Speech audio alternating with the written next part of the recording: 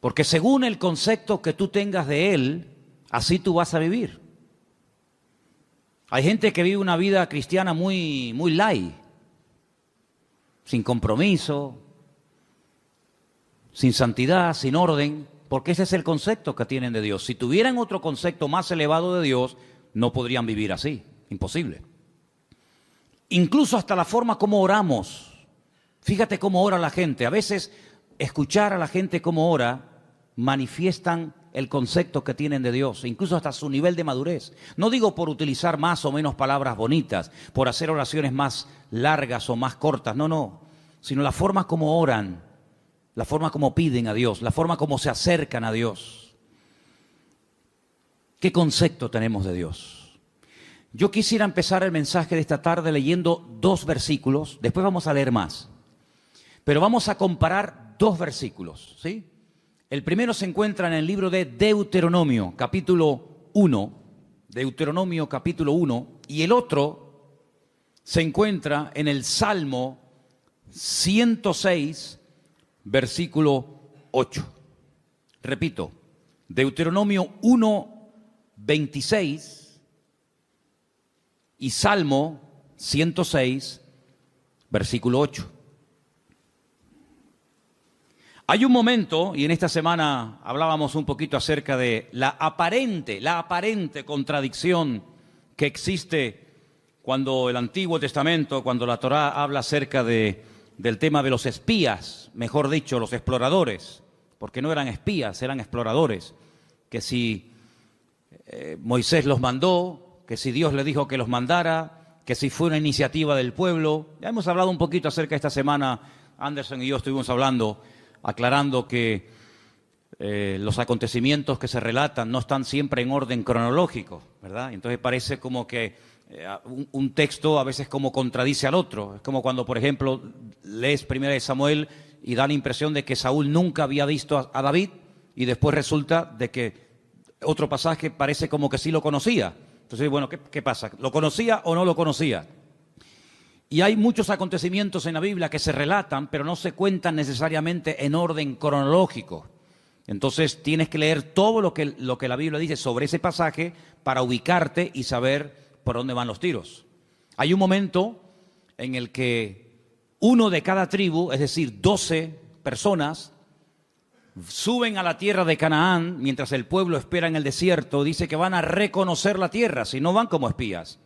El espía no se deja ver, el espía no quiere que lo vean. Espías fueron lo que mandó Josué a la ciudad de Jericó, previamente antes de atacarla, pero ellos no van escondidos, ellos van a cara descubierta. Ellos entran por las ciudades, van por los valles, cogen fruto de la tierra. Y cuando regresan, claro, el pueblo está esperando, subimos, no subimos, ¿cómo es la tierra? ¿Tiene ríos, no tiene ríos? ¿Es grande, está habitada? ¿Cómo es la tierra? El informe que trajeron fue terrible, terrible. Y de los 12 que fueron, 10 como que se pusieron de acuerdo, tú. 10 trajeron un informe tan negativo que a más de 1,000,000 y pico de personas los hundieron en la miseria. Dice que estuvieron toda la noche llorando. Qué pesimismo contagió aquella gente al pueblo, ¿eh? Terrible, tremendo. ¿Sabes que ese día, se calcula, ¿no? Ese día era el Tisha B'Av, era el día 9 del mes Av. A veces coincide en agosto, a veces coincide ese mes, ese día en julio, depende. Y las peores desgracias, todas las desgracias, las peores catástrofes que le han ocurrido al pueblo de Israel, todas han ocurrido el día Tisha B'Av, el día 9 del mes Av, todas. La destrucción del primer templo, 9 de Av. La destrucción del segundo templo, 9 de Av. La expulsión por parte de los reyes católicos del pueblo de Israel de España, 9 de Av. La firma de la eliminación total y absoluta de los judíos en Europa a través del régimen del Tercer Reich nazi, el día 9 de Av, etcétera, etcétera, etcétera. Y es que ese día marcaron su destino. Lloraron sin causa y a lo largo de la historia el Señor les daría motivos para que lloraran con razón. El día 9 de Av. Por eso es un día triste, es un día en el que se esperan siempre todos los años en Israel que pueda ocurrir cualquier cosa. Y fíjense en el capítulo 1 del libro de Deuteronomio, a partir del versículo 26, cuando esta gente regresa, después de haber estado 40 días reconociendo el país, leemos: sin embargo, no quisisteis subir, dice Moisés, no quisisteis subir. Antes fuisteis rebeldes al mandato del Señor vuestro Dios. Fíjate, no dice no quisisteis entrar, no, que lo podía haber dicho. Dice, no quisisteis subir. Había que subir de nivel espiritual para poder tomar posesión de la tierra del Señor. No quisisteis subir, no quisisteis madurar. Os habíais estancado, os habíais quedado acomodados a la vida del desierto. Y ahora hay que subir, amigo.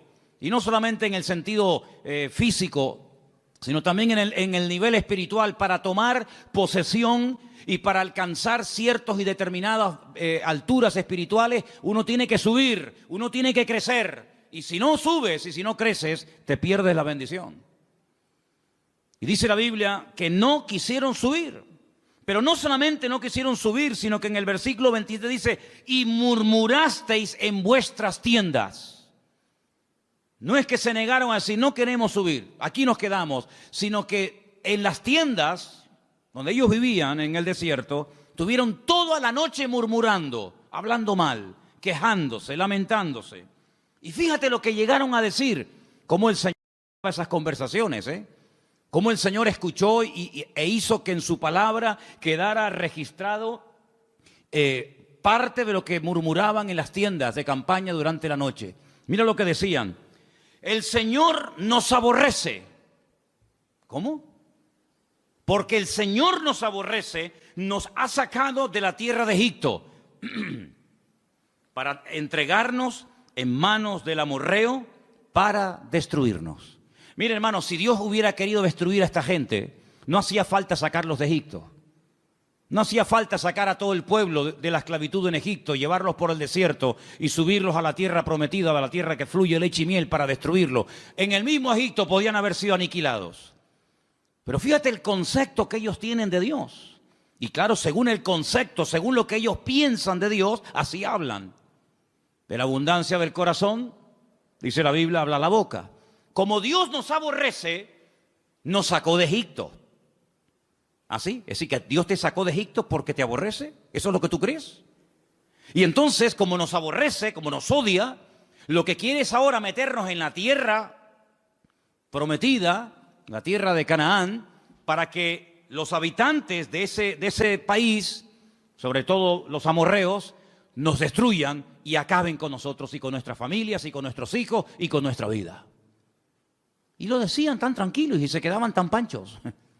Todos sabemos que esa noche, como acabo de decir, sellaron su destino y Dios dijo, ahora sí que no van a entrar, amigo. Ahora sí que no van a entrar. Van a entrar aquellos que dijisteis que no entrarían, que eran vuestros hijos. Es decir, la generación adulta que salió de Egipto no entró en la tierra prometida. Dios levantó una nueva generación sin esos prejuicios, sin esas ideas equivocadas y distorsionadas de Dios, y esos fueron los que entraron, y estos que hablaron mal, y estos que murmuraron, todos cayeron en el desierto, uno detrás de otro, excepto aquellos que hablaron bien, Josué y Caleb. Ellos dos sobrevivieron, con más de 80 años, ambos entraron a la tierra prometida, la vieron, la disfrutaron, la habitaron y la conquistaron. Y posteriormente la repartieron, solamente ellos. Fíjate la cantidad de cosas que se puede uno perder y la cantidad de puertas en el mundo espiritual que uno puede cerrar simplemente, digo simplemente entre comillas, por hablar mal. Perdieron la oportunidad de su vida. Pudieron haber entrado hacía 40 años, pero por la forma como hablaron, Dios dijo sí. Muy bien, se acabó. Pero no solamente no van a entrar, sino que ahora encima van a morir en el desierto. Es increíble. Así que ellos creían que Dios los aborrecía. Pero mira lo que dice el Salmo 106. Todo lo contrario. Todo lo contrario. El Salmo 106, dicho sea de paso, es un resumen de lo que ocurrió desde que salen de Egipto hasta que prácticamente entran en Canaán a través de Josué. Es un salmo muy interesante. Si quieres conocer bastante de la historia de Israel en esta época de la historia, lee el Salmo 106, es muy interesante. Pero voy a leer solamente el versículo 8. Salmo 106, verso 8. ¿Lo tienen, hermanos?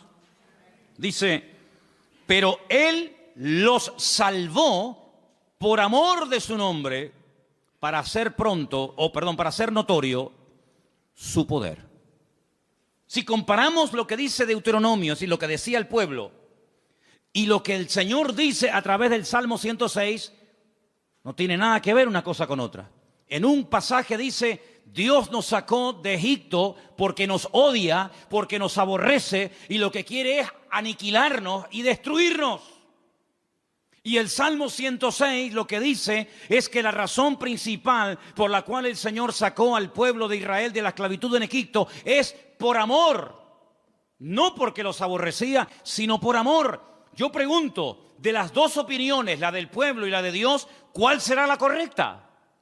¿Quién dijo la verdad? Evidentemente el Señor. ¿Quién se equivocó? ¿Quién habló mal? El pueblo. ¿Quién pagó las consecuencias de hablar? El pueblo. ¿Quién perdió la bendición? El pueblo.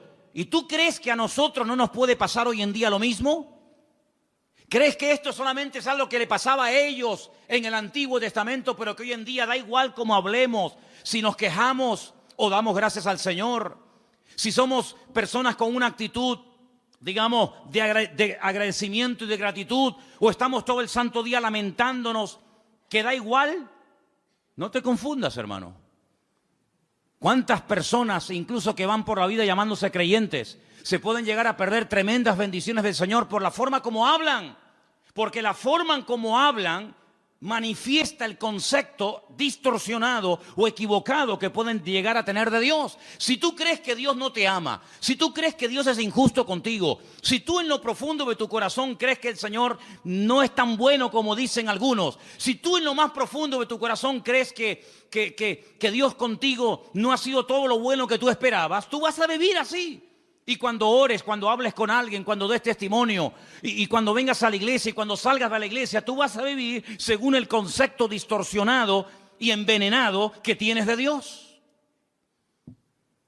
Pero el creyente que tiene claro que Dios nos ama, que Dios no es injusto, que Dios quiere lo mejor para mi vida, no se va a quejar, no se va a lamentar, tenga o no tenga.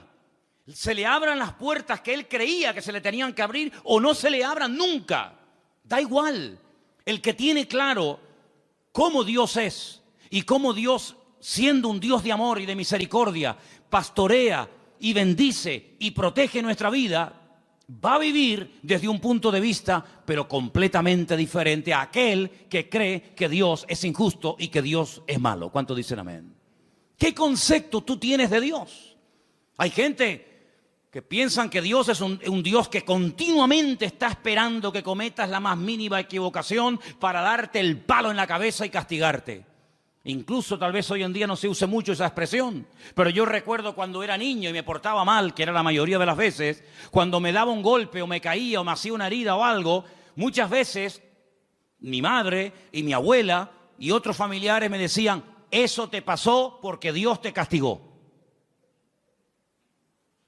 Pero nunca decían que cuando salía algo bien es porque Dios te ama y te quiere bendecir. Eso no. Pero cuando te pasaba algo malo, Dios te castigó. Y si no, pórtate bien y ya verás cómo no te hubiera pasado. Porque es el concepto que mucha gente tiene de Dios. Que Dios está con el garrote en la mano esperando que cometas la más mínima equivocación para castigarte. Porque tienen el concepto de un Dios castigador. De un Dios vengativo. De un Dios que no pasa ni una. De un Dios que aquí te pillo y aquí te mato. Y así viven, asustados, amedrentados, tratando siempre de buscarse la vida, tratando siempre, ¿verdad?, de abrirse camino a ellos mismos, porque creen que ellos se pueden pastorear a sí mismos mejor que lo que Dios nos puede pastorear a nosotros. ¿Qué te parece, amigo? ¿Qué concepto tú tienes de Dios? ¿Sabes? Comencé a buscar en la Biblia algunas personas que hablaron y describieron a Dios. Y me quedé muy sorprendido, porque hay pasajes extraordinarios en la Biblia donde vemos el concepto que algunas personas tenían acerca de Dios. Y vamos ahora a hacer un viaje por el libro del profeta Daniel, libro que está lleno de declaraciones de personas, vamos a decir, no muy creyentes que digamos, pero que cuando les tocó hablar y describir la figura de Dios, nos quedamos con la boca abierta del concepto que ellos tenían de Dios. Vamos, por ejemplo, a Daniel, capítulo 2, a partir del verso 46.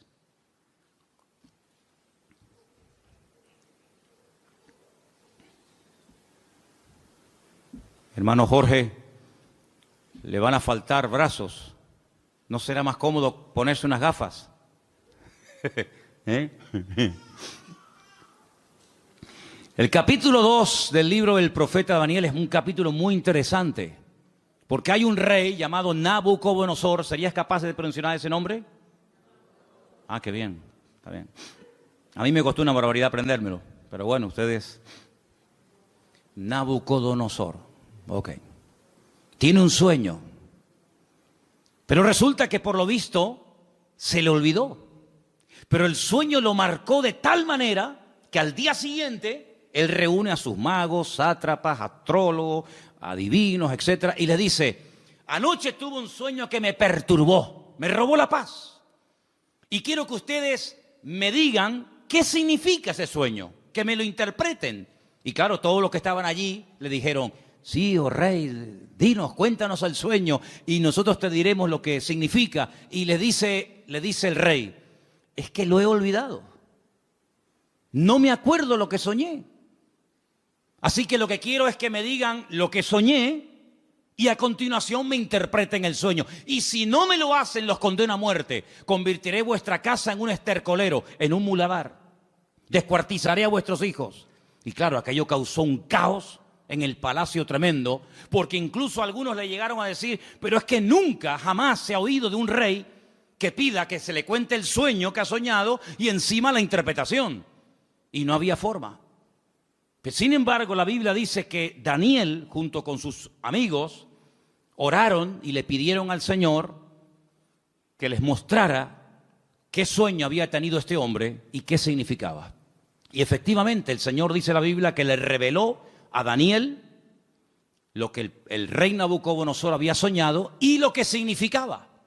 Y cuando llega Daniel a la presencia del rey Nabucodonosor, pues le dice: mira, lo que tú has dicho, ningún hombre te lo puede interpretar, nadie en esta vida, ni mago, ni astrólogo, ni sátrapa, ni adivino, jamás te lo podrá decir. Pero dice: pero hay un Dios en los cielos que revela los misterios a los hombres. Y en este caso Dios me ha escogido a mí para decirte que tú lo que soñaste es que vistes una estatua enorme de 4 materiales diferentes. Viste que la estatua tenía, o la imagen tenía, una cabeza de oro. Ese eres tú, ese es tu imperio Babilonia. Pero luego después de ti se levantará otro imperio, y dice que vio el pecho y los brazos de plata, y le dice: serán el imperio de los medos persas que se unirán y formarán un segundo imperio. Pero caerá ese imperio con el paso del tiempo y se levantará un tercer imperio que será el de Alejandro Magno, los griegos, ¿verdad? Y por eso ve que el vientre y los muslos son de bronce, pero se levantará un cuarto imperio que hace referencia proféticamente al imperio romano y también, en cierto sentido, también un poco al reino del anticristo, representado por el hierro y por el barro, y le muestra que tiene 2 piernas y 10 dedos. Y claro, Nabucodonosor, cuando oye aquello, se queda sorprendido, porque dice: bueno, ¿y cómo este hombre puede saber lo que yo soñé? Esto es algo increíble, aunque no le dieran la interpretación. El simple hecho de que este hombre haya recibido el sueño que yo tuve, ya me deja con la boca abierta. Pero si encima me dice lo que esto significa, entonces ya esto es el máximo. Y efectivamente, el profeta Daniel se lo interpretó y le dijo, en fin, lo que iba a pasar a lo largo de la historia, los imperios, los que iban a caer, los que no iban a caer, quién iba a ser el primero, el segundo, el tercero, el cuarto, etcétera, etcétera. Y cuando termina de contarle el sueño con su correspondiente interpretación, en el capítulo 2, verso 46 del profeta Daniel, ahora habla el rey y dice: escucha, atento. Entonces el rey Nabucodonosor se postró sobre su rostro y se humilló ante Daniel. O Esto es increíble. Y mandó que le ofreciesen presentes e incienso a Daniel. Y el rey habló a Daniel y le dijo: ciertamente el Dios vuestro es Dios de dioses y Señor de los reyes, y el que revela los misterios, pues pudiste revelar este misterio. ¿Cuántos dicen amén? Y ahí se da cuenta Nabucodonosor que el Dios de Daniel, que no es el suyo, dicho sea de paso, es un Dios superior. Es un Dios que es capaz de revelar cosas increíbles que ningún otro Dios en esta vida es capaz de hacerlo. Luego, el concepto que Nabucodonosor en ese momento tenía de Dios es un concepto elevadísimo. No hay otro Dios como el tuyo. Pero ustedes piensan que ese concepto, esa opinión buenísima que tenía del Dios de Daniel, hizo que este hombre cambiara radicalmente de la noche a la mañana. Nada que ver. Una cosa es que tú sepas lo que Dios es y lo que Dios hace, lo que Dios permite y lo que Dios prohíbe, y otra cosa es que tú actúes en consecuencia al conocimiento que tienes de Dios. Fíjate que Daniel le dice, agárrate a este detalle, la imagen tiene 4 materiales: oro, plata, bronce y hierro. ¿Qué es lo que ocurre? ¿Qué es lo que hace Nabucodonosor con esa interpretación? Dice, bueno, pues si los 4 materiales representan 4 imperios, yo lo que voy a hacer es ir en contra de lo que Dios ha revelado a través de este hombre, y voy a mandar a construir una imagen, una estatua enorme, curiosamente de 66 codos de alto y 6 codos de ancho, y la voy a mandar a hacer toda de oro, desde la cabeza hasta la planta de los pies, como diciendo, eso de que después de mí va a haber un imperio y después otro y después otro, de eso nada. La voy a hacer toda de oro, como diciendo, aquí el único imperio del cual se va a hablar y va a perdurar en el tiempo y en el espacio va a ser el reino de Nabucodonosor, el reino de Babilonia, que representa al oro. Y ahora en el capítulo 3, lo que vemos es al rey Nabucodonosor, en el versículo 28, ordenándole a toda la población de su reino que se postren y adoren la imagen que él ha levantado. Y ahí encontramos un pasaje increíble, extraordinario, donde vemos que hubieron 3 personas que no quisieron postrarse ante su imagen. Capítulo 3, versículo del 28 en adelante, dice así la palabra. Entonces Nabucodonosor dijo, bendito sea el Dios de ellos, de Sadrat, de Mesat, de Abednego, que envió su ángel y libró a sus siervos que confiaron en él y que no cumplieron el edicto del rey y entregaron sus cuerpos antes que servir y adorar a otro Dios que es su Dios. Por lo tanto, decreto que en todo pueblo, nación o lengua que dijere blasfemia contra el Dios de Sadrat, Mesad y Abednego, sea descuartizado y su casa sea convertida en muladar, por cuanto no hay Dios que pueda librar como este. Él se dio cuenta de que el fuego no destruyó a estos 3 jóvenes valientes, porque ellos le dijeron al rey de Nabucodonosor, aunque nos des otra oportunidad, no nos vamos a postrar ante tu imagen. Nosotros solamente adoramos a Dios. Y si ese acto de adorar a Dios implica el que muramos hoy quemados, pues estamos dispuestos a morir quemados. ¿Y qué? Si esa es la muerte, porque yo no elegí ni el día, ni el lugar, ni la forma como nací, pero tampoco podemos elegir ni el día, ni la hora, ni la forma de nuestra muerte. Esas son cosas que escapan al ser humano. Es algo que no podemos escoger, por muy sabios o ricos o intelectuales que seamos. Por lo tanto, si la muerte que Dios ha escogido para nosotros es morir quemados, moriremos quemados, no pasa nada. ¿Creemos que Dios nos puede librar del fuego? ¿Lo creemos? ¿Y nos puede librar de tu mano? ¿Lo creemos totalmente? Pero si no nos quiere librar el Señor, sino que Él hoy quiere que muramos y hasta aquí llegó nuestra vida, tampoco nos vamos a postrar. Y dice la Biblia que fueron lanzados, amarrados, dentro del horno de fuego. Lo que le sorprendió a Nabucodonosor es que no se quemaron, que no solamente había personas vivas dentro del horno, sino que había 4 personajes protegiendo el cuarto personaje a estos jóvenes. Y dice la Biblia que cuando salieron, ni el pelo de su cabeza se había quemado, ni sus ropas olían a humo.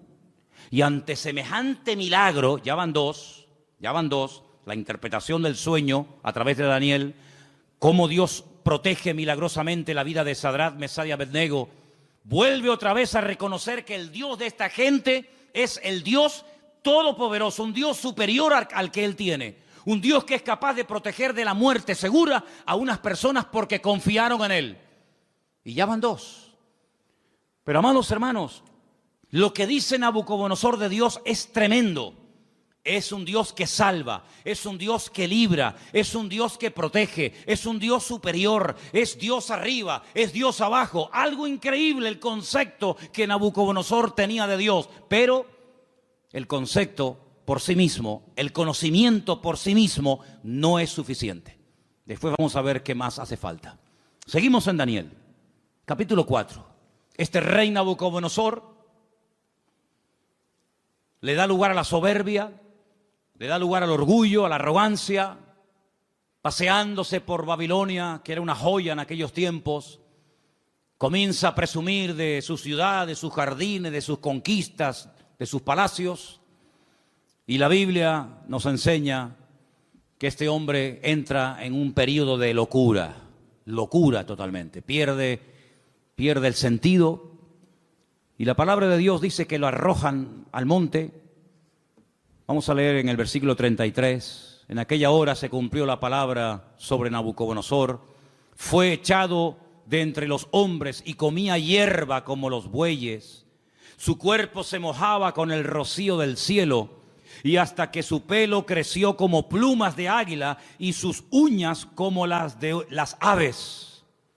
Mas al fin del tiempo yo, Nabucodonosor, alcé mis ojos al cielo y mi razón me fue devuelta, y bendije al Altísimo y alabé y glorifiqué al que vive para siempre, cuyo dominio es sempiterno y su reino por todas las edades. Todos los habitantes de la tierra son considerados como nada, y él hace según su voluntad en el ejército del cielo y en los habitantes de la tierra, y no hay quien detenga su mano y que alguien le diga: ¿qué haces? En este mismo tiempo mi razón me fue devuelta, y la majestad de mi reino, mi dignidad, mi grandeza volvieron a mí. Y mis gobernadores y mis consejeros me buscaron, y fui restablecido en mi reino, y mayor grandeza me fue añadida. Ahora yo, Nabucodonosor, alabo, engrandezco y glorifico al Dios del cielo, porque todas sus obras son verdaderas y sus caminos justos, y él puede humillar a los que andan con soberbia. ¿Cuántos dicen amén?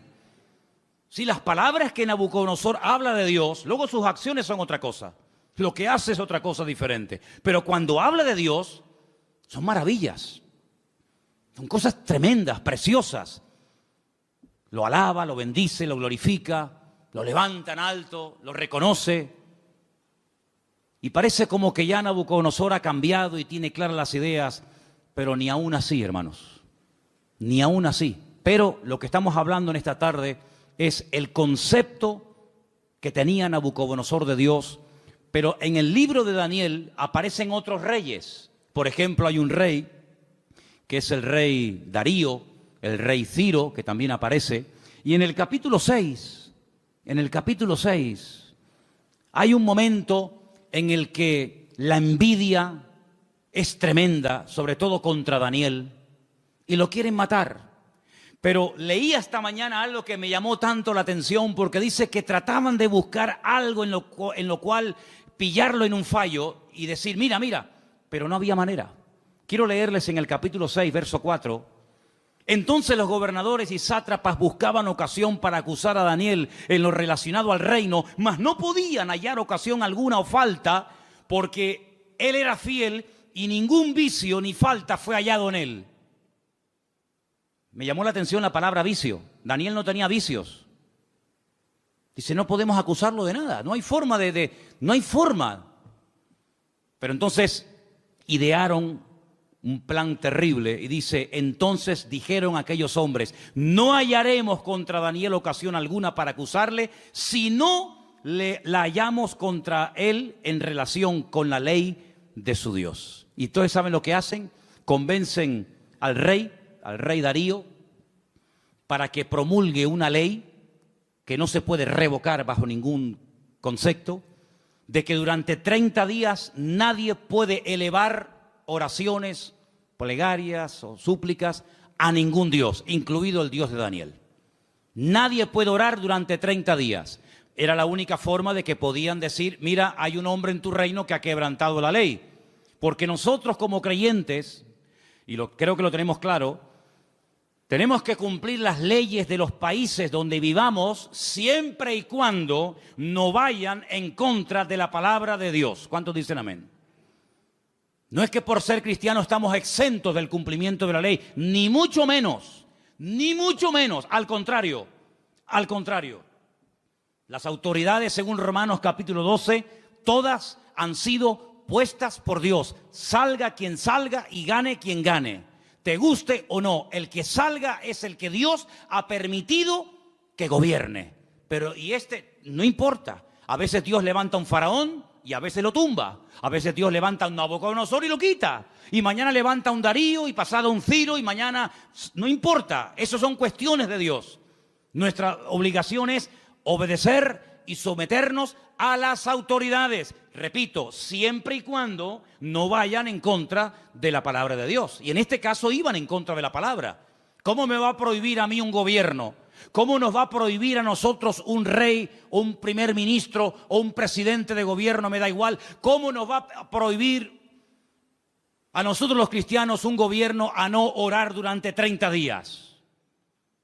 Mucho, amigo, pero hasta ahí podíamos llegar. ¿Qué hizo Daniel? Versículo 10. Cuando Daniel supo que el edicto había sido firmado, entró en su casa y abiertas las ventanas de su cámara que daban hacia Jerusalén, se arrodillaba 3 veces al día y oraba y daba gracias delante de su Dios como lo solía hacer antes. No es que ahora empiece a hacerlo a raíz del edicto promulgado por el rey Darío, no, es que ya lo venía haciendo como algo normal en su vida. Se postraba y oraba en dirección a Jerusalén 3 veces al día. Shaharit, Minjá y Arbit, las 3 oraciones que hace el pueblo de Israel diariamente, por la mañana, por la tarde y por la noche. Por la mañana, por la tarde y por la noche. Y aquí está Daniel haciendo lo que durante miles de años el pueblo de Israel ha hecho, postrarse y orar 3 veces al día. Y ahí lo pillaron. Van con el chisme, van con el cuento al rey Darío y le dicen, no te ha obedecido. Hay un hombre en tu reino llamado Daniel que ha quebrantado la orden y merece la muerte. Claro, cuando el rey se entera de que es nada más y nada menos que Daniel, al que él respetaba, admiraba y amaba, le pesa en el corazón, pero amigo, lo firmado es ley y no te queda más remedio que sentenciarlo a muerte. En esta ocasión no vas a morir quemado. Como ya se intentó matar a tus compañeros, en esta ocasión te espera el foso de los leones. Y yo creo, hermano, que aquellos leones pasaban más hambre que el perro de un hippie, ¿eh? Yo creo que aquellos leones tenían un hambre, si quieren, totalmente imposible salir con vida de aquel foso de los leones. ¿Qué te parece? Qué bonito es ver a un león detrás de la jaula, ¿eh? Detrás de las rejas. Me acuerdo que una vez hicimos un viaje, hago un paréntesis. Estábamos viviendo en Argentina y tuvimos la oportunidad de ir al norte, bien al norte de Argentina, a la provincia de Misiones. Y allí había un matrimonio que nos hospedó, un matrimonio de alemanes. Y un día nos quisieron llevar a las famosas cataratas de Iguazú, las cataratas más grandes del mundo y las más hermosas. Y por el camino paramos y entramos en un zoológico que la verdad que era deprimente, el zoológico aquel. Pero bueno, entramos. Y había una valla, una tela metálica tan fina que yo decía, pero esto es un peligro. ¿Cómo pueden tener a un león con una vallita que era de papel, aquello? Y el león estaba al otro lado de la valla, yo estaba aquí, y el león estaba patas arriba, durmiendo profundo. Y yo estaba al lado y ni se enteraba, pero no se me ocurrió otra cosa que tirar una piedra al león. Y cogí una piedra y le hice al león así por arriba, le hice... ¡Pum! Le tiré el león, mire hermano, el león se viró, pegó un rugido que todavía lo tengo dentro y no se me ha ido, y eso fue en el año 90, fíjese lo que le digo. Qué miedo pasé, hermano, de verdad, qué miedo pasé. Un león enfadado es terrible, ¿eh? Terrible. Y ahora meten a Daniel en un foso de leones. Como mínimo, si dice leones, plural, como mínimo tiene que haber 2, pero seguramente había mucho más. Al día siguiente, el rey se va corriendo al foso de los leones, donde el día anterior habían echado a su amigo Daniel. Y dice en el verso 19, capítulo 6, el rey pues se levantó muy de mañana y fue apresuradamente al foso de los leones. Lo quería, ¿eh? Y acercándose al foso llamó a voces a Daniel con voz triste y le dijo: Daniel, siervo del Dios viviente, el Dios tuyo, a quien tú continuamente sirves, ¿te ha podido librar de los leones? ¿Te ha podido librar tu Dios? Solamente por eso ya Dios tenía que librar a Daniel, porque si no lo hubiera librado, el rey Darío se hubiera llevado un concepto equivocado de Dios.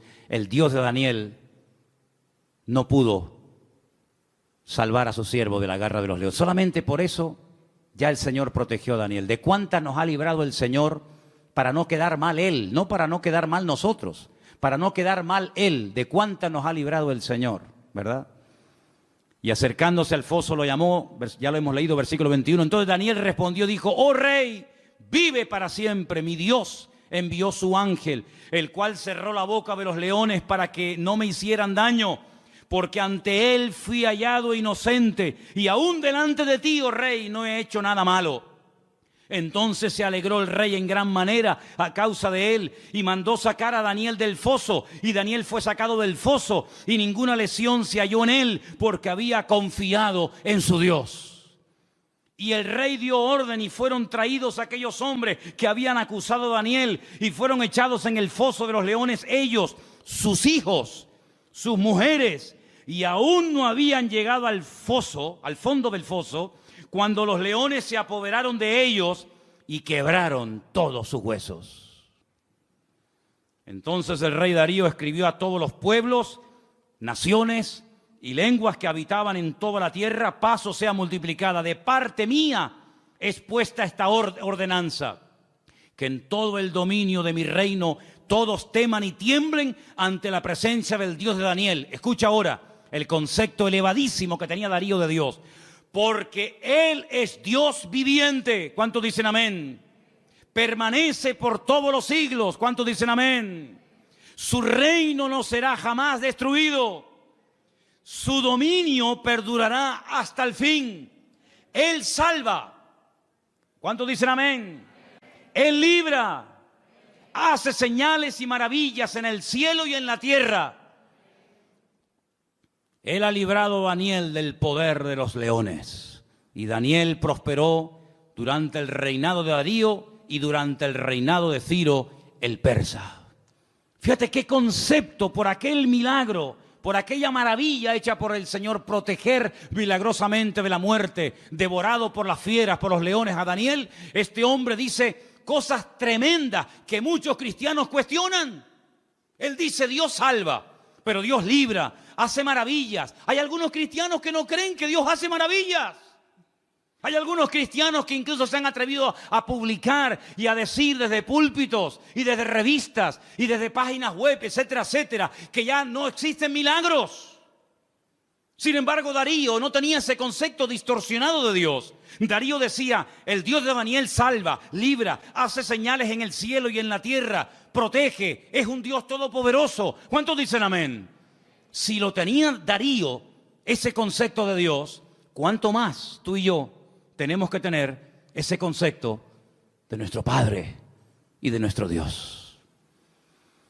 Todos estos pasajes que estamos viendo nos están descubriendo cómo es Dios a través de la óptica de, vamos a decir, de inconversos. Personas que eran impactadas, personas que quedaban con la boca abierta ante semejantes maravillas. Pero hay un pasaje que encontré en el Nuevo Testamento, en el libro de los Hechos, que para mí es una de las mejores descripciones de Dios de toda la Biblia. Está en el libro de los Hechos, el capítulo 17. Y es concretamente una parte del mensaje profundo que el apóstol Pablo dio cuando se encontraba de visita en Grecia, concretamente en la ciudad de Atenas. En el capítulo 17 del libro de los Hechos, a partir del verso 24, Pablo, hablándole a aquella gente allí en Grecia, dice, si quieren arrancamos desde el versículo 22, ¿vale? Hechos 17, 22. Entonces Pablo, puesto en pie en medio del Areópago, dijo, varones atenienses, en todo observo que sois muy religiosos. Qué curioso cómo eran los griegos, ¿eh? Eran religiosos, eran hedonistas, deportistas, un culto al cuerpo tremendo. Es una sociedad muy, muy parecida a la que vivimos nosotros hoy en día, ¿verdad? No eran ateos, eran muy religiosos. Dice, porque pasando y mirando vuestros santuarios, hallé también un altar en el cual estaba esta inscripción, al Dios no conocido. Tenían un altar donde no había ningún Dios, pero habían puesto una inscripción, una placa que decía esto, al Dios no conocido, al que vosotros adoráis sin conocerle. Y ese es el Dios que yo vengo a anunciar. Y Pablo dice, verso 24, escucha ahora, el Dios que hizo el mundo y todas las cosas que en él hay. ¿Puede decir amén a esto? Es un Dios creador, el que creó el mundo, es decir, no se creó solo. Vino una explosión y a través de una serie infinita de coincidencias apareció en su lugar, tal y como las conocemos hoy en día, lo que llamamos sol, luna, plantas, árboles, animales, planetas, etcétera, etcétera. No es así. Es el Dios creador que ha puesto todo en su sitio, que le ha dado color, forma y diseño. Es el Dios todopoderoso y sigue diciendo, siendo Señor del cielo y de la tierra, la palabra Señor sabéis que es la palabra amo, siendo el dueño, el propietario de lo que hay arriba y abajo, no habita en templos hechos por manos humanas. Solamente de este versículo hay tanta enseñanza, tanta profundidad de conceptos que podríamos echarnos horas. Porque lo primero que está diciendo es, nosotros no salimos de la nada. Nosotros no somos producto de un proceso evolutivo, sino somos creación de Dios. Y ese Dios que es el dueño ha decidido no vivir en templos. ¿Qué les está diciendo los atenienses? Que vuestros templos no pueden contener su persona, su presencia, porque Él ha tomado unilateralmente la decisión de no vivir en templos. Luego les está tirando por tierra toda su religiosidad. Y sigue diciendo, ni es honrado por manos de hombres, como si necesitase algo. Pues Él es quien da a todos vida y aliento y todas las cosas. Es la existencia misma. Es el que hace que las cosas existan. Es el que transmite vida. Es el que hace que todo funcione perfectamente. Es el que hace que haya estaciones. Es el que hace que soplen los vientos de un lugar y se vayan por otro. Es el que hace que el sol cada mañana salga del mismo lado hace miles de años y se oculte por el mismo lado. Es el que hace que la tierra gire siempre en la misma dirección y a la misma velocidad. No es un Dios que hoy en día dice, no, que no se mueva, ahora que se mueva. Es un Dios que tiene un control absoluto de la creación. No ha perdido el control. No se le ha vuelto en contra la creación. Él da vida. Y si Él no diera la vida, nada funcionaría. Porque el hombre puede alargar y puede cortar la vida, pero no puede crearla, no puede diseñarla. Y Él está hablando de un Dios que da la vida, un Dios que ha formado, un Dios que ha creado, etcétera, etcétera. Y sigue diciendo, de una sangre ha hecho todo el linaje de los hombres. Está hablando de Adán. De Él vienen todos, de Él venimos todos. Para que habiten sobre toda la faz de la tierra, y les ha prefijado el orden de los tiempos y los límites de su habitación. Esto es impresionante lo que está diciendo Pablo aquí. Él es el que ha dado límite, ha puesto tiempos. ¿Cuánto tiene que vivir un elefante? ¿Cuánto tiene que vivir un loro? ¿Cuánto tiene que vivir el hombre? ¿Cuánto tiene que vivir? Él ha puesto límites, Él ha puesto tiempos. No es algo que siempre ha existido, como decía Aristóteles, que esto siempre ha existido, la eternidad del universo. No, el universo no es eterno. Tiene un principio y tendrá un fin. Y no solamente eso, sino que ha puesto límites, fronteras, que no tiene que ver con murallas, ni con rejas, ni con alambre de púas. Pero Él, desde el libro del Génesis, le dijo a cada nación y a cada pueblo, a las 70 que había en aquel momento, de la cual salieron todas las que existen hoy en día, dónde tenían que vivir cada nación y cada pueblo. Y lo he dicho infinidad de ocasiones, cada vez que un pueblo ha querido ir más allá del territorio que en el principio el eterno creador del universo y de la tierra le dio a los seres humanos, ha habido problemas. Y cuando los del norte quieren apropiarse de los del sur, y cuando los europeos quieren apropiarse de un continente, y cuando los de este continente quieren saltar a otro, se produce un caos, se produce un desorden, porque Dios estableció dónde tenían que vivir los pueblos. Y dotó al ser humano de unas características para vivir en el sur que no dotó a ese ser humano para vivir en el norte o viceversa. Y Dios lo que está haciendo es poner en orden el mundo, así como puso el sol aquí, no allá, aquí lo puso. Y así como puso la tierra en este lugar y no la puso en la otra punta de la galaxia, Dios ha puesto a los hombres donde Él ha querido y como Él ha querido. Porque es un Dios que controla y ordena la creación, y el hombre siempre tratando de alterar el orden de Dios. Dice, para que busquen a Dios, si en alguna manera palpando puedan hallarle, aunque ciertamente no está lejos de cada uno de vosotros. Porque en Él vivimos y nos movemos y somos. Eso es increíble, ese concepto. En Él vivimos, nos movemos y somos, como algunos de vuestros propios poetas también han dicho, porque linaje suyo somos. Siendo pues linaje de Dios, no debemos pensar que la divinidad sea semejante a oro, plata, piedras, esculturas de arte, imágenes de hombre. Pero Dios, escucha, Dios, habiendo pasado por alto los tiempos de esta ignorancia, ahora manda a todos los hombres en todo lugar que se arrepientan. A todos, absolutamente a todos. Por cuanto ha establecido un día, por el cual juzgará al mundo con justicia, por aquel varón a quien designó, está hablando del Señor Jesús, dando fe a todos con haberle levantado de los muertos. Y ahí ya se rompió la armonía, porque cuando oyeron de lo de la resurrección, eso era algo que no les cabía en la cabeza, y ahí le dijeron, bueno, ya te escucharemos en otra ocasión, en otro día, en otro momento. El concepto que Pablo tenía de Dios era un concepto no distorsionado, no equivocado ni envenenado, sino era un concepto correcto y exacto. Y la pregunta que tenemos que volver a hacer nosotros en el día de hoy, ¿qué concepto tenemos nosotros de Dios? ¿Cómo tratamos a Dios? Muchas veces le decimos a Dios cómo nos tiene que tratar a nosotros. Pero la pregunta es, ¿cómo estamos nosotros tratando a Dios? Queremos que Él nos sane cuando estamos enfermos. Queremos que Él supla nuestras necesidades cuando necesitamos que sean suplidas. Queremos que nos haga compañía cuando nos sentimos solos. Queremos que nos dé trabajo cuando nos falta. Queremos que nuestros hijos estén sanos y robustos y con trabajos y bien. Todo eso está bien claro. Pero la pregunta es, ¿cómo tú estás tratando a Dios?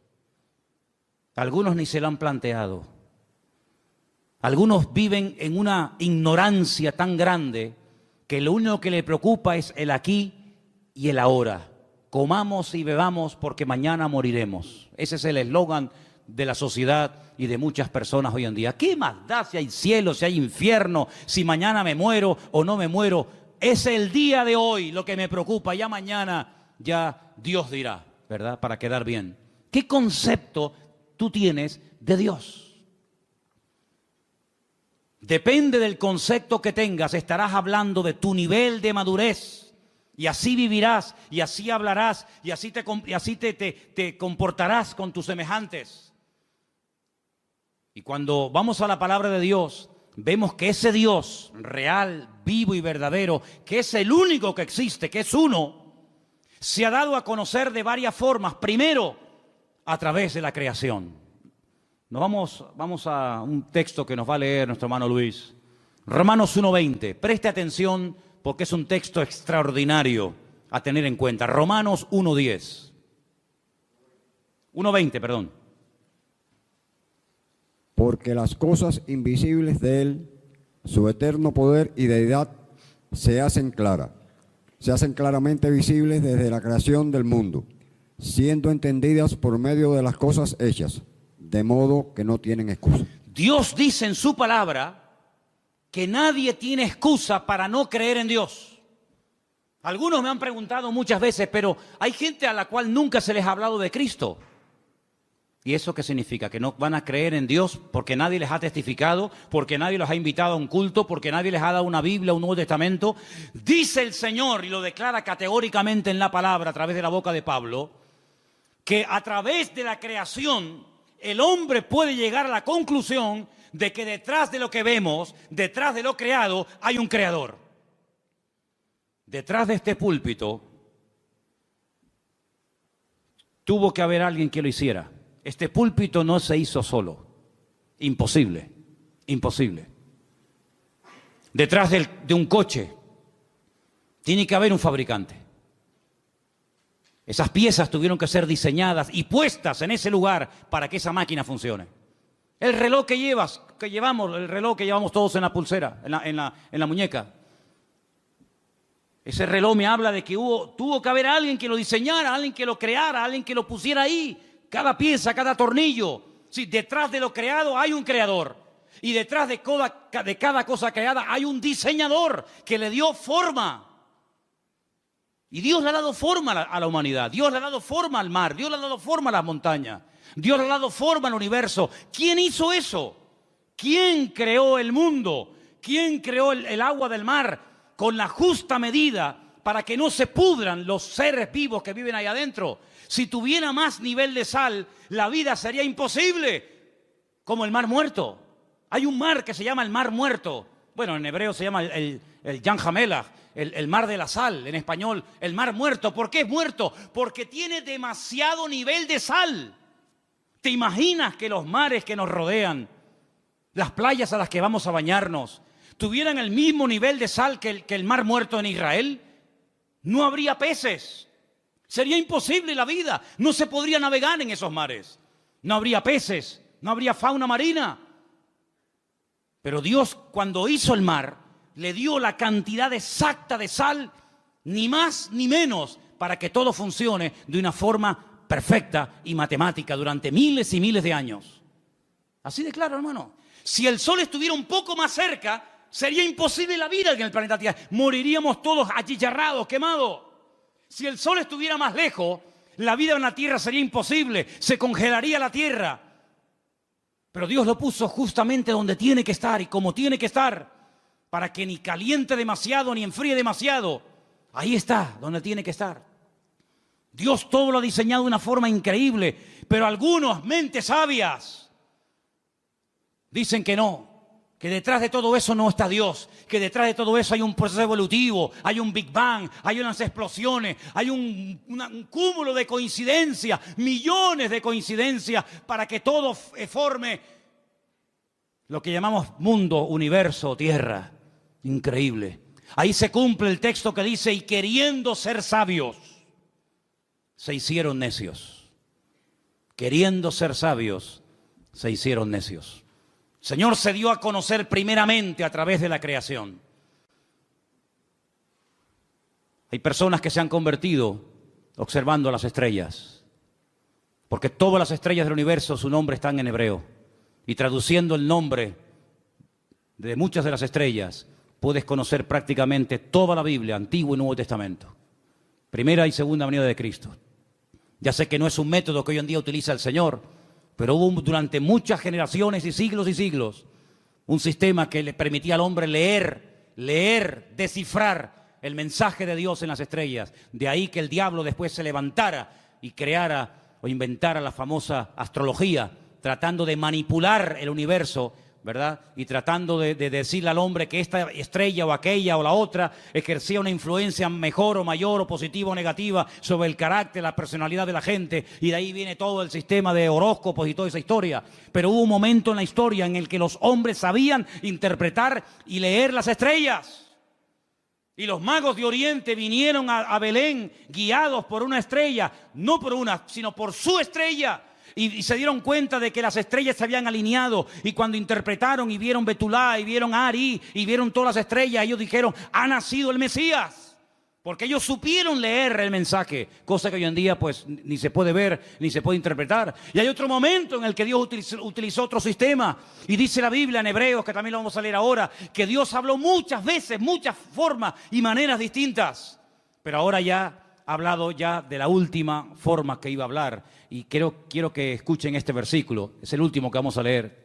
En Hebreos capítulo 1, a partir del versículo 1 en adelante, dice así: Dios, habiendo hablado muchas veces y de muchas maneras en otro tiempo a los padres por los profetas, en esos postreros días nos ha hablado por el Hijo, a quien constituyó heredero de todo, y por quien asimismo hizo el universo, el cual, siendo el resplandor de su gloria y la imagen misma de su sustancia, y quien sustenta todas las cosas con la palabra de su poder, habiendo efectuado la purificación de nuestros pecados por medio de sí mismo, se sentó a la diestra de la majestad en las alturas, hecho tanto superior a los ángeles, cuando heredó más excelente nombre que ellos. Si Dios habló muchas veces y de muchas formas diferentes, dice en el pasado, dice, pero en los últimos tiempos Dios decidió hablar ya contundente y claramente, y lo hizo a través del Señor Jesús, a través de su amado Hijo. Eso es lo que dice la palabra. Así que si no te sirve la creación, Dios se reveló en su palabra. Si no te gusta leer la Biblia o no la conoces, Dios te habló a través de Jesús. Pero no hay excusa, no hay ninguna excusa. Dios no va a decir: ¿y qué hacemos con este al cual nadie le predicó? Todo el mundo tendrá su oportunidad de una manera u otra. Eso no nos exime de la responsabilidad de predicar el Evangelio, evidentemente. Pero les puedo asegurar, amados hermanos, que el Señor no ha dejado su persona sin testimonio. Él ha dado testimonio de su existencia. Él ha dado testimonio de su poder. Él ha dado testimonio de que esto no es producto de la casualidad, sino es producto de la mano poderosa de Dios. ¿Cuántos dicen amén? Y para más INRI, si quieres creer en Dios, mírate a ti mismo. Mírate tú, porque viéndote a ti, no me queda más remedio que creer en Dios. Alguien le dijo una vez a una persona: demuéstrame que Dios existe. Dice: mírate a ti mismo. Viéndote a ti, tengo que reconocer que Dios tiene que existir. Porque ¿de dónde saliste tú? No, de mis padres, y los tuyos, y tus padres, y de los suyos, y ellos. Y cuando seguimos hacia atrás, llegamos a un momento en el que nos damos cuenta de que la humanidad no es algo eterno, que siempre ha existido de eternidad a eternidad, sino que hubo un punto de partida, hubo un primer habitante, como habrá un último. Y de generación en generación, el hombre mirando hacia sí mismo puede ver el diseño perfecto de su cuerpo, cómo todo funciona con una armonía extraordinaria. Y todo eso nos habla de un diseñador, de un creador y de un Dios todopoderoso. Ahora, el que no quiere creer, ni viendo milagros va a creer. Ni viendo milagros va a creer, porque los milagros no se hacen para que la gente crea, sino que se hacen como evidencia de la manifestación del poder de Dios. Y quiero solamente recordarles que la lectura que se leyó esta tarde estaba basada en el libro de Esdras, ¿verdad? Capítulo 9. Cuando ellos vuelven del cautiverio en Babilonia, gracias al Señor, después de 70 años, llegan a Babilonia, llegan a Jerusalén, con la intención de hoy empezar de cero, reconstruir la ciudad, inaugurar otra vez el templo, y bueno, hacer las cosas ahora bien. Y le llega la noticia al sacerdote Esdras y le dicen: tenemos que comentarte algo, aquí hay un problema muy grave y muy serio. A ver qué pasa. Resulta que los que han venido del cautiverio, muchos se casaron con mujeres inconversas, con paganas, con idólatras, y cuando han llegado aquí se han unido a las mujeres del país y se han mezclado. Cuando oye esto, Esdras dice que se arrancó los pelos de la barba, se arrancó los pelos de la cabeza, se rasgó las vestiduras, se cubrió de polvo y ceniza, se tiró al suelo, empezó a suplicar misericordia y clemencia y piedad del Señor, porque dijo, otra vez, ¿qué creéis que este momento, este alivio momentáneo que el Señor nos ha dado, este pequeño remanente que somos en el día de hoy, es porque somos buenos y nos lo hemos merecido? No, ha sido por la misericordia del Señor. Pero ¿cómo volvéis otra vez a hacer lo mismo que hacíamos hace 70 años? Desobedecer al Señor. Es decir, el concepto que Esdras tenía de Dios era muy claro. Él sabía que el pecado trae consecuencias. El pecado se perdona siempre que hay arrepentimiento, siempre, no te quepa la menor duda. Pero en algunas ocasiones, no todas, pero en algunas ocasiones el pecado, la desobediencia, el desorden, trae consecuencias a corto y a largo plazo. Y este hombre se pone a orar, todo el capítulo 9, léanlo, es una maravilla. Todo el capítulo 9 de Esdras es una oración enorme, donde este hombre dice, no habéis aprendido del pasado. Volvéis otra vez a cometer lo mismo que hace 70 años atrás. ¿No os dais cuenta que esta fue una de las causas por las cuales fuimos atacados y destruidos y humillados? ¿No os dais cuenta del precio elevadísimo que se tuvo que pagar por haber desobedecido al Señor? Volvéis otra vez a las andadas. Pero ¿saben qué, hermanos? Somos así. ¿Cuántos vuelven al vómito otra vez? ¿Cuántos están un tiempo tranquilos, libres, en paz, bendecidos, y cuando te das cuenta, otra vez volvió a las andadas? Como el pueblo de Israel, exactamente igual, al que muchos lo critican y lo cuestionan, pero el corazón del ser humano es el mismo. Da igual si es judío, si es gentil, si es americano, si es europeo, da igual. No terminamos de aprender, no terminamos de interiorizar la gran verdad de que Dios es un Dios santo. Y Dios lo que ha hecho y diseñado con el tema del pecado es algo que al que no tiene un concepto claro de Dios, medio que lo confunde. Y os voy a explicar muy rápidamente esto.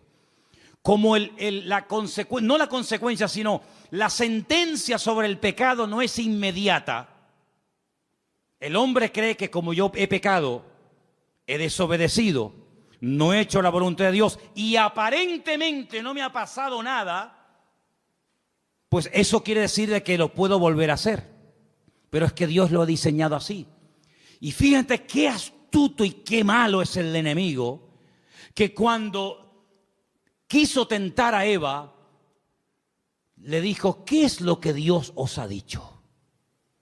Que no podemos comer, porque el día, subrayo, el día que comamos, moriremos. Satanás le dijo, no morirás. Ella comió y no murió. Y como que Satanás se le quedó mirando y le dijo, yo te lo dije. ¿Te has muerto? Tócate. Estás viva. No has muerto. Dios te engañó. Ella no entendía lo que era morir. Es el primer pasaje de la Biblia donde te das cuenta que un concepto equivocado y distorsionado de la persona de Dios te hace creer mentiras, y las mentiras te esclavizan y te condicionan la vida. Ahí puedes ver que el hombre es mucho más que un cuerpo.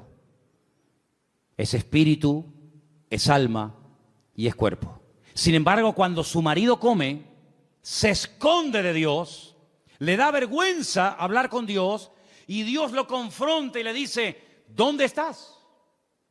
Como diciendo, ¿qué has hecho? ¿Qué te ha pasado?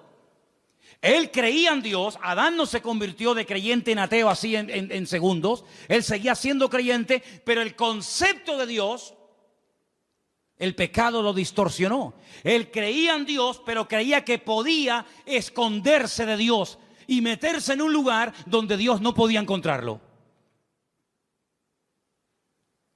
Y el otro día hablamos acerca de dónde vamos a huir para escondernos de la presencia de Dios. ¿A dónde nos podemos esconder? Creían Dios, pero estás creyendo equivocadamente.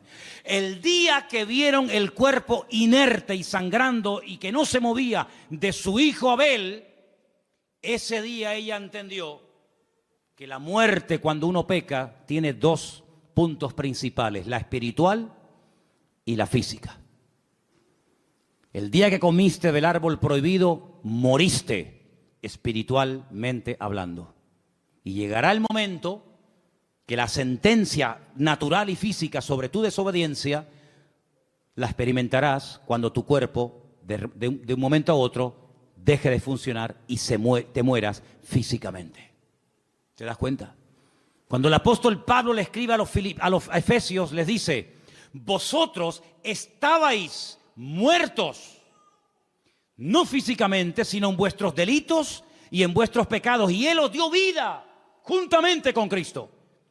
Luego, un concepto distorsionado de Dios nos puede llegar a interiorizar la falsa idea de que yo peco, yo desobedezco, yo hago lo que me da la gana y no pasa nada.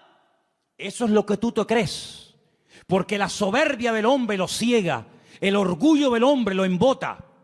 Y dice la Biblia que el hombre natural, el hombre que ha perdido la sensibilidad, ni siente ni padece, incluso hasta se burla y se ríe del que dice que cree en Dios, del que dice que existe otra vida, del que dice que existe cielo e infierno, y se ríe porque dice y se engaña a sí mismo: pero si yo siendo ateo y sin leer la Biblia y sin ir a la iglesia que tú vas, yo vivo mejor que tú.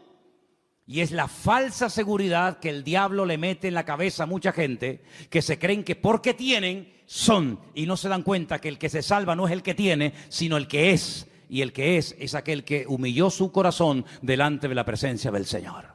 Entonces, ¿qué concepto tú tienes de Dios? ¿Crees que tu Dios es un Dios que tú puedes mangonear? Así orarás y así vivirás. ¿Crees que te puedes esconder de Dios? Porque como no lo sabe tu mujer, como no lo sabe tu padre lo que has hecho, ¿crees que también Dios no se ha enterado? Pues así vivirás, así te moverás y así actuarás. Pero si tú tienes un concepto como el que Esdras tenía, como el que Daniel tenía, como el que Pablo tenía y los hombres de Dios tuvieron, que Dios es un Dios que ve, Dios es un Dios que conoce, Dios es un Dios que está permanentemente a nuestro lado, ya te vas a cuidar tú mucho, amigo, de hacer cosas que le desagradan al Señor, porque aunque no te vea ni te observe nadie, tú sabes que los ojos del eterno Dios te van a ver a donde quiera que vayas, sea de noche o sea de día. ¿Cuántos dicen amén?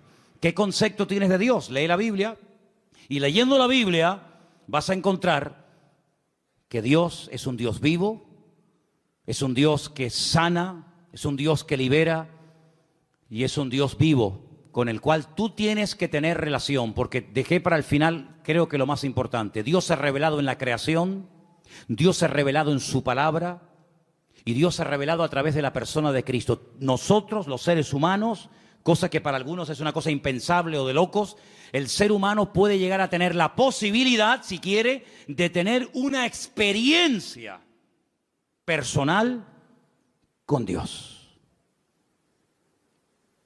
Y hasta que tú no tengas una experiencia personal con Dios, tú te puedes definir como lo que quieras, pero lo que le da fuerza a tu vida es tu propia experiencia. Ya sé que hay muchas cosas de la vida que no hay que experimentar para creerlas. Yo nunca iré a la luna, creo. Pero yo creo en la luna, aunque no he tenido la experiencia de estar en ella y pisarla y tocarla. Pero con nuestro Dios, los que hemos tenido un encuentro y una experiencia con Él a través de su amado Hijo Jesús, nuestra fe es una fe a prueba de bombas, es una fe inconmovible, porque la experiencia nos da la credibilidad de saber que nuestro Dios existe y Él es todopoderoso. ¿Cuántos dicen amén?